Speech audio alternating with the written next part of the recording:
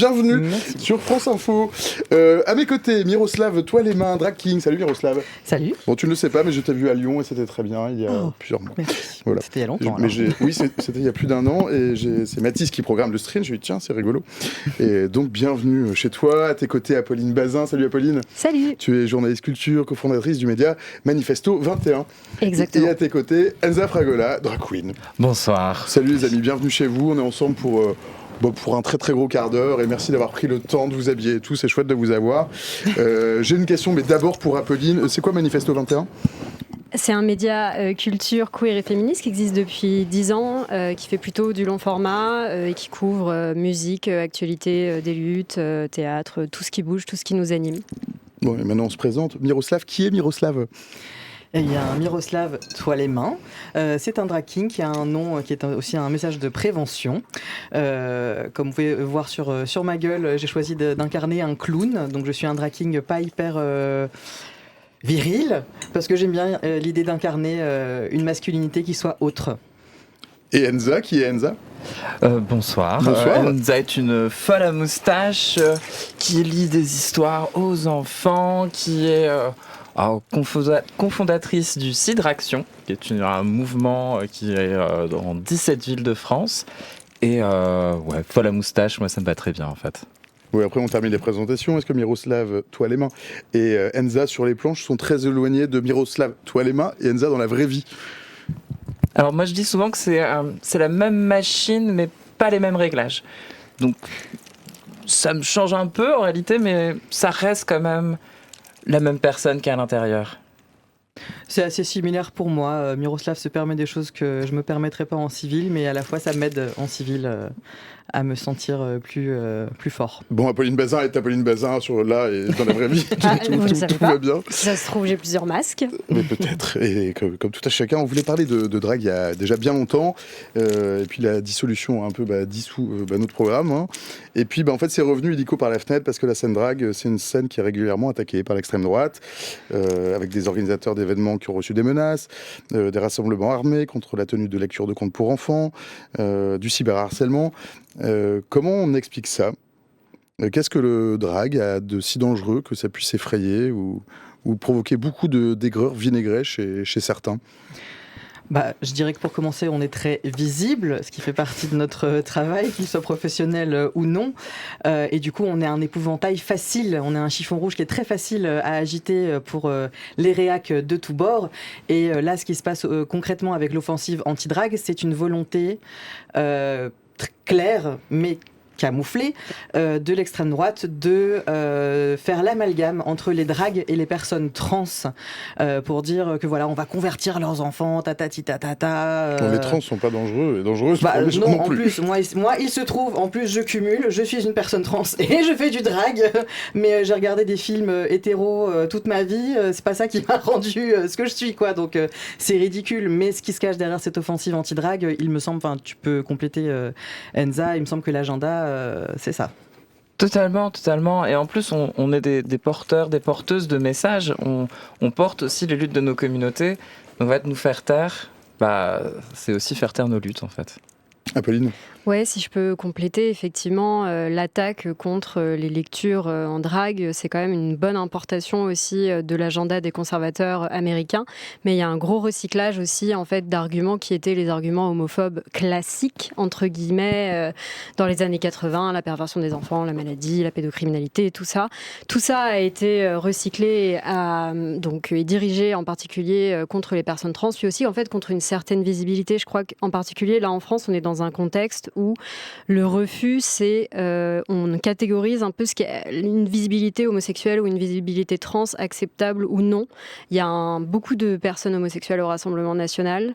Il y a donc un homonationalisme qui est très fort, une instrumentalisation des luttes et de l'histoire LGBT au profit d'un agenda raciste aujourd'hui. Et pour moi, il y a aussi quelque chose qui se joue à cet endroit-là, c'est-à-dire on veut bien accepter les homosexuels, mais seulement s'ils restent discrets, ce qui n'est pas le cas des personnes qui font du drag, absolument pas. Attends, je te coupe, j'aurais peut-être dû commencer par ça. Tu as commis Drague, un art qui agite le monde, pareil chez EPA. Je salue Maurice Guibert, s'il nous regarde peut-être. Ah oui. J'ai croisé son chemin un jour. C'est pas nouveau, en fait, cette défiance. Et pardon, je vous pose la question, en fait, à toutes et tous les trois. C'est pas neuf, en fait, cette défiance. Il y a eu des grands succès du drag, mais les cycles ont fait qu'il y a eu ce truc un peu nauséabond est revenu quand même régulièrement. Je dirais qu'il n'est pas tout à fait parti, c'est-à-dire que Oui, le sacro-saint argument de l'intérêt supérieur de l'enfant, la manif pour tous, ça nous le servait à toutes les sauces déjà en 2012 en fait, et c'est juste une manière de remettre ça sur le tapis. Oui, je pense qu'il y a quelque chose dans ce qu'on vit là qui est de l'ordre de quand il y a eu les débats et les manifestations de la manif pour tous, il n'y a pas eu d'argument réel de la part du pouvoir socialiste en place à l'époque. Les 10 ans, c'était l'année dernière et le bilan a été très douloureux en fait pour beaucoup de personnes. Et en fait, comme on a laissé pulluler des réacs et tenir des discours auxquels on a à peine opposé un mais non, vous n'avez pas le droit, et on les retrouve 10 ans après en mode boomerang. Et je pense, toi, tu connais bien le sujet, ça a été ton début dans le drag Dragon peut-être En partie. Et en fait, j'ai beaucoup discuté avec les copines qui font des lectures et qui ont été embêtées. Et oui, on retrouvait certains groupes qui étaient dans la manif pour tous. On retrouve les mêmes quelque part. C'était des groupes de parents ou c'était des groupes venus de dehors? Nos groupes de dehors. C'était des groupes de dehors. Très clairement, les parents qui ne sont pas intéressés par ça, ils ne viennent pas. Oui, voilà. Et Zemmour a un peu essayé d'instrumentaliser ce truc autour des parents, parce que Parents Vigilants, c'est une organisation proche des sphères zemmouristes. Mais dans les faits, moi j'ai été à une lecture qui a été très fameusement perturbée de Enza et Babouche. Quand la personne qui a voulu perturber la lecture s'est levée, aucune des parents autour n'était d'accord. Enfin, les enfants étaient même beaucoup plus choqués par la violence du propos de la personne qui s'est levée que par ce qui était en train de se passer. Et oui, du coup, ce que tu disais, c'est que j'ai écrit un livre dans lequel il y a Enza, justement en interview, et il est sorti en novembre, et ça retrace une partie effectivement des enjeux actuels et des luttes, tout ce que peut-être on a besoin de savoir pour toujours se rappeler ce qu'il y a derrière les paillettes, c'est-à-dire beaucoup de rage. C'est éminemment politique tout ça. Le drag, c'est politique. Absolument. Moi, je me souviens de Paloma, donc la gagnante de la saison 1 de Drag Race France, qui a résumé ça de manière très simpliste, entre guillemets, en disant « À partir du moment où je sors de chez moi comme ça et je risque de me faire casser la gueule, c'est politique. » À l'époque, je me disais « Bon, c'est une explication peut-être un peu basique pour les gens qui ne connaissent pas, mais dans le contexte actuel, c'est de plus en plus vrai. » Je souscris. Je souscris totalement. Et... C'est de plus en plus vrai. SOS Homophobie, tous les chiffres d'SOS Homophobie le montrent, il y a de plus en plus d'agressions. Et nous, en 8 ans, par exemple, de Cidraction, c'est la première fois où il y a eu un incident à Amiens. Des copines se sont fait embêter et par des enfants, des ados, quoi, en réalité. Une trentaine d'ados qui les ont empêchés de faire leur collecte de fonds pour le Cidaction. Elles ont dû se réfugier dans un magasin, quoi. Donc, c'est fou. En 8 ans, ça n'était pas arrivé. Pourtant, on va parler des choses positives quand même. Il y a un engouement dingue autour de la scène drag. Comment on l'explique? Seulement par Drag Race, par RuPaul? On est des vecteurs de rêve, de liberté, qu'est-ce que vous aimez, s'exprimer. De pouvoir s'exprimer, à exprimer le soi qu'on a en nous-mêmes. Moi, ça a été vraiment une libération de faire du drag. Ça a été un moment où j'ai eu besoin de sortir cette féminité qui m'encombrait, pour pouvoir me la réapproprier et en faire quelque chose qui, moi, c'est à mes termes, c'est à mon... Et ça m'a vraiment fait du bien, en fait, tout simplement. Et je pense que c'est vivre mieux, en réalité, en fait. C'est se réconcilier pour vivre mieux. Et je pense que beaucoup de gens aspirent à ça, en fait. Même histoire à ma gauche? Toujours à gauche, oui. Moi, ça fait que 2 ans que je fais du drag. Enza, c'est une des premières queens que j'ai rencontrées sur Paris, mais ça fait 10 ans que je vais à des shows et je me dis j'aimerais bien, mais j'oserais pas. Et bon, j'ai fini par oser, mais j'ai compris à retardement qu'en fait il fallait que je fasse ma transition avant, parce qu'il y a plein de personnes qui expérimentent aussi en fait avec le genre à travers le drag et se découvrent des choses, se posent des questions, trouvent parfois fois des réponses. Et moi, en fait, comme ma transition était déjà faite, j'avais pas d'exploration de genre à faire avec mon personnage. Et j'ai pu aller où je voulais sans forcément être dans des numéros spécifiques sur le questionnement de genre, etc. et aller directement sur des choses plus poétiques, plus absurdes, ce que j'aime bien faire moi dans mon drag. Je t'ai vu faire Raymond DeVos, moi. Absolument, j'adore faire ce qu'on appelle du spoken word, donc en fait faire des lip syncs sans musique, où merci beaucoup. Donc dans mon répertoire, j'ai du Raymond DeVos, j'ai du Pierre Rep, un peu moins connu, j'ai Danny Boone. Récemment, j'ai fait, il va m'attaquer s'il entend ça, mais j'ai découpé un spectacle de Fabrice Lucchini où il parle de Roland Barthes. Ah, c'est quoi, sur ma bite et Causon?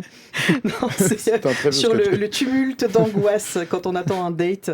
Et je trouve ça très drôle c'est mon crush de droite problématique. Et je trouve ça très drôle de me le réapproprier sur scène, en fait, alors qu'il parle d'un auteur et philosophe très, très, très homosexuel.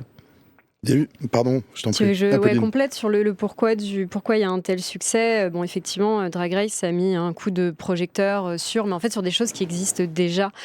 S'il y a un engouement actuel, c'est parce qu'il y a un niveau de dingue, en fait, parce qu'il y a des gens qui travaillent depuis une dizaine d'années, Enza en fait partie, pour que des baby Queen et King émergent, parce qu'il y a un travail en fait communautaire, un travail dit underground, qui est fait et qui fait qu'on a autant de talents déjà confirmés qui peuvent aller dans l'émission aujourd'hui. Et c'est très, très important de toujours le rappeler, parce qu'en fait, sans ça, le casting de l'émission, il est plus pauvre. Et justement, le drag ne s'imite pas du tout à l'émission. Dans ce qui peut plaire à n'importe quel public aussi, très rapidement.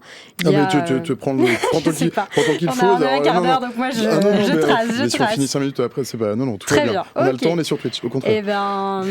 C'est tout simplement, si d'ailleurs, en plus c'est vrai de bien le rappeler. C'est vrai, sur Twitch, dans le chat, il y a eu une arrivée de gens vraiment malfaisants. Jérémy, tu peux modérer sec. Hein, on a une communauté qui est vraiment bienveillante. Ils ont rien vu d'aussi fabuleux de leur journée. Moi, mais je le pense. Alors, ne restez pas avec nous, en fait. Vraiment. S'en fout. Non, il y a que de la bienveillance dans ce chat. Et si vous n'êtes pas content, partez, Apolline. Ouais, surtout, il faut pas lâcher l'affaire, justement, parce que si vous avez peut-être des préjugés sur ce qu'est le drag, on vous invite à vous en débarrasser pour peut-être justement vous apprécier le pouvoir universel qu'il y a dans cette pratique qui vient de lutte, qui vient d'une histoire, qui est communautaire, mais qui a vraiment un pouvoir de transformation globale. Moi, c'est ça qui me fascine et qui était un des axes de travail pour mon livre. C'est en quoi c'est un art puissant, en quoi c'est un art libérateur pour des personnes qui sont historiquement réprimées. Dans leur expression de genre, dans leur expression de sexualité. Mais en fait, à partir de là, le jeu, les réflexions qui ont émergé, elles peuvent vraiment libérer toute la société de carcans, de manières de faire qui sont qui sont liberticides et qui sont nocives pour vraiment toutes les personnes, quelles qu'elles soient. Donc la puissance de l'affirmation de soi à travers l'expression visuelle, mais aussi à travers l'expression artistique, elle peut toucher vraiment n'importe qui. Et puis, ce qui est fabuleux, c'est qu'on redécouvre à chaque fois des moments de pop culture dans le drag, et ça, c'est un rôle de transmission, de célébration des icônes qu'on aime, ou de critique de personnes qu'on n'aime pas, justement, ou de toucher un peu des endroits un peu amour-haine.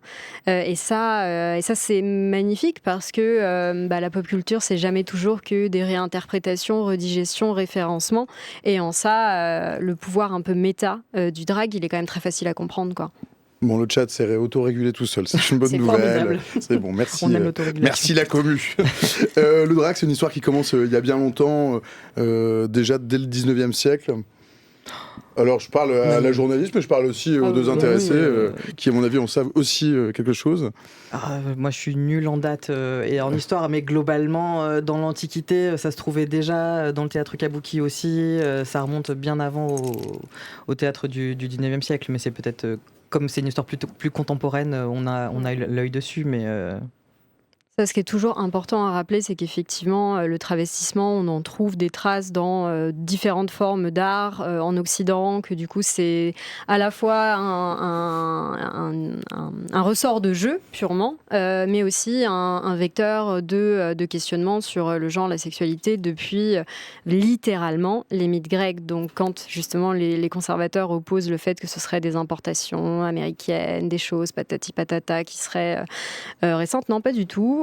C'est là parce que de toute façon il y a toujours eu des personnes queer, n'en déplaise à certains, et surtout, alors après l'histoire contemporaine elle commence effectivement, on peut mettre un peu des curseurs au 19e parce que c'est là qu'il commence à y avoir les débuts d'une conscience homosexuelle ou trans, et qu'on a on a les premières traces. Parce qu'il y a un vrai sujet de à quoi on a accès quand tout a été plutôt historiquement invisibilisé. Mais c'est au 19e qu'on commence à avoir les premières traces de groupes, de petites communautés qui se créent, qui se rassemblent autour de ce plaisir qui est la transgression des normes de genre et le fait de célébrer, je sais pas, des masculinités ou des féminités différentes. Tu parles dans ton livre de cette merveilleuse histoire, enfin merveilleuse, elle finit mal, mais de ce déserteur travesti. Ouais. C'est rigolo. Dont c'est rigolo. J'ai pas le nom m'avait mis sur le bout de la langue, mais ouais, c'est l'histoire de. Il y a une BD qui est fabuleuse et je vais vraiment pas réussir à la sortir, mais ouais, bah oui, c'est. En fait, la période de la guerre était intéressante parce que c'est un moment où il y a toujours un raidissement des normes de genre, où on est très travail, famille, patrie. Pendant la Première Guerre mondiale, il y a ce soldat qui fuit et qui se travestit en femme pour échapper à la justice, et qui en fait d'un déguisement à la base, d'un travestissement qui est de l'ordre de la dissimulation, fait un voyage intérieur dans sa sexualité, dans son expression de genre.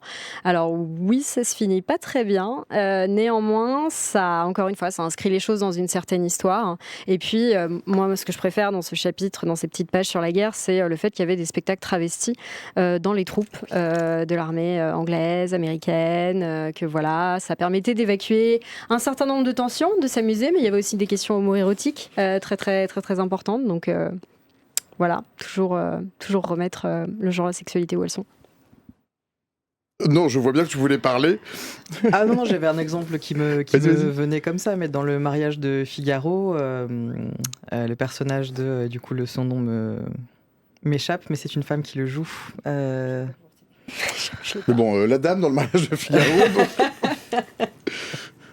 Mais bref, oui, bon, voilà, moi aussi, j'avais un nom sur la langue. Shakespeare, il y en a aussi. Et chez Marivaux, en fait, c'est ça. Sachez que si jamais un jour vous écrivez un livre, vous allez oublier beaucoup de choses que vous aurez mis. C'est le principe. Ma question n'était vraiment pas sympa. Après, désolé. on se relie. Non, mais à une discussion, il n'y a pas très longtemps, on fait le tour de table, pareil, comme ça, on pose une question à Arnaud Braque, à Vespi et tout. Merci, Rizzo Thomas. Merci, voilà, le chat. Merci, le chat, de nous sauver. Mais non, mais il fallait pas supprimer. Jérém, il disait un truc gentil, Rizzo Thomas. Mais du coup, on fait le tour de table et à la fin, l'animateur me demande et c'est quoi les grandes dates de l'histoire du drag. Moi, c'était ma première question. J'étais comme genre, alors, comment vous dire, là, au dépourvu, je vais devoir réfléchir.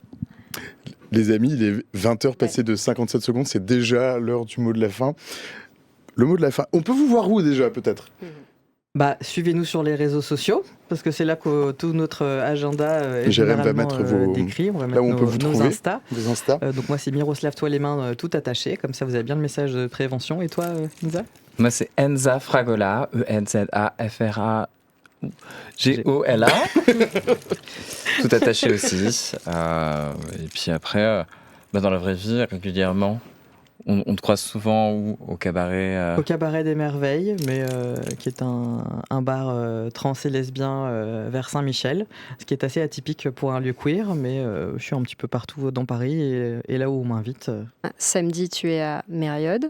Oui, chez Olympe, absolument. Voilà. Et toi, tu as la nanarchie bientôt ? Ouais, je serai à l'anarchie. Tu connais nos emplois du temps par cœur. La nanarchie, c'est quoi ? C'est celle le 12 juillet. Du 12 juillet, ouais, tout à fait. Avec mon association Maison Chérie, Babouchka Babouche et tout. Voilà.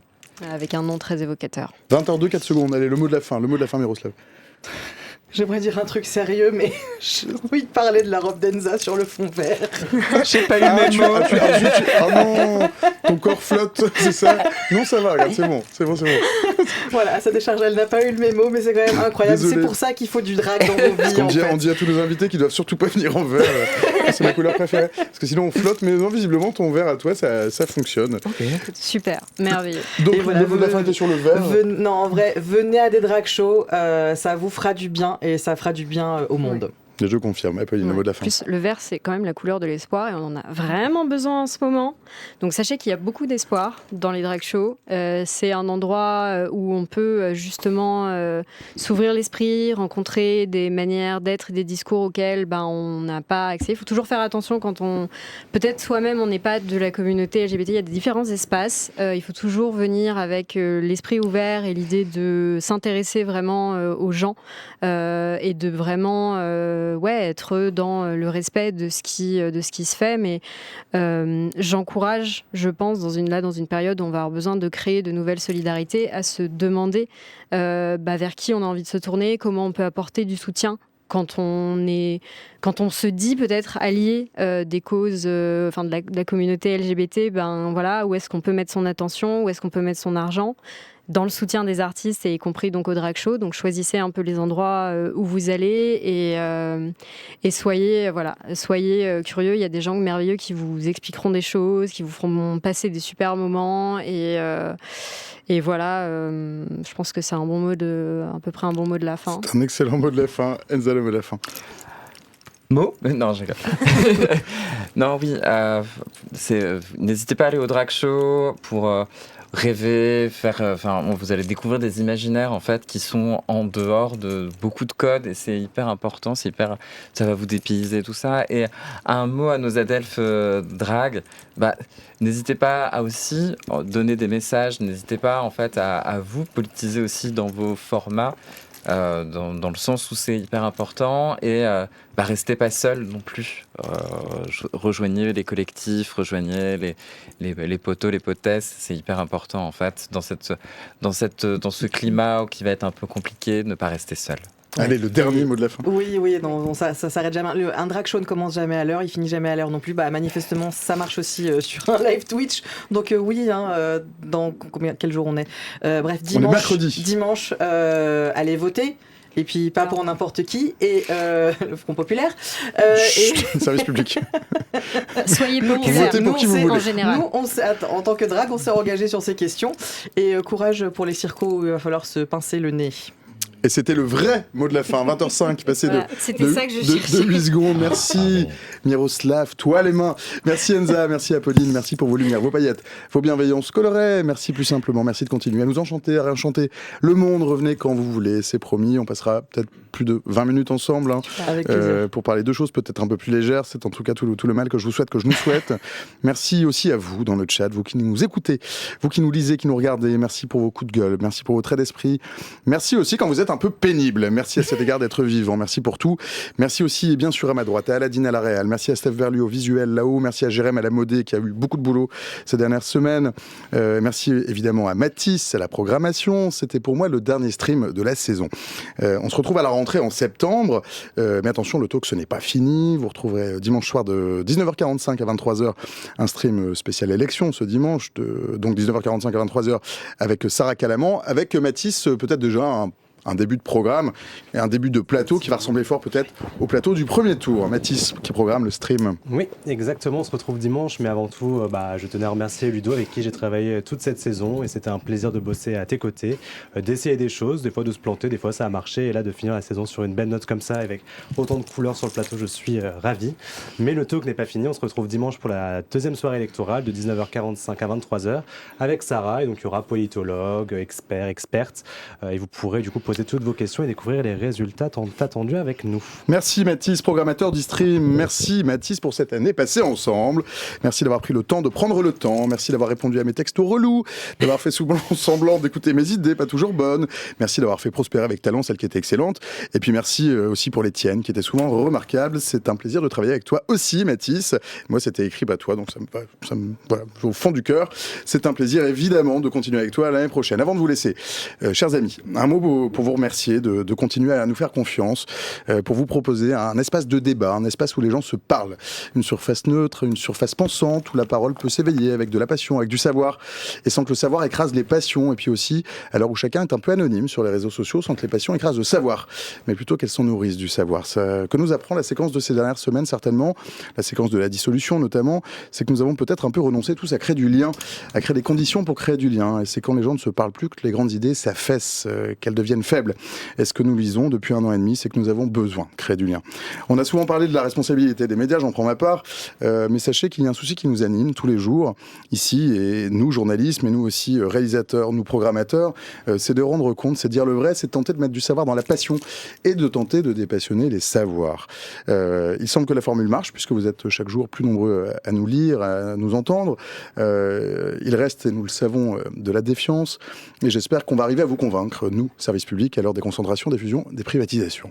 Moi, en tout cas, je suis heureux de vous retrouver à la rentrée avec toute l'équipe, avec Mathis, Cyril, Aladine, Sarah, Stéphanie, avec Franck Ballanger aussi.